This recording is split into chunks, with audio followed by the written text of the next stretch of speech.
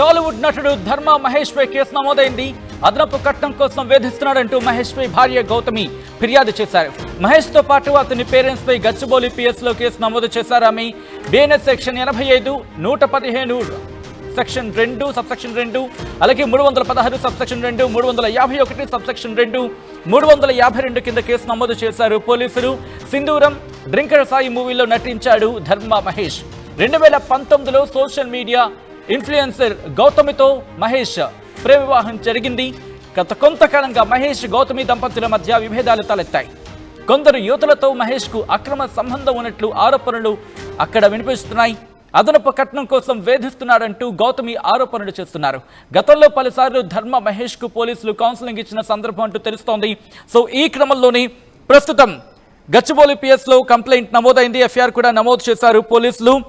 ఈ నేపథ్యంలోని ఆ ఎఫ్ఐఆర్ కి సంబంధించి ఎఫ్ఐఆర్ లో ఇటు సెక్షన్స్ ని కూడా నమోదు చేశారు.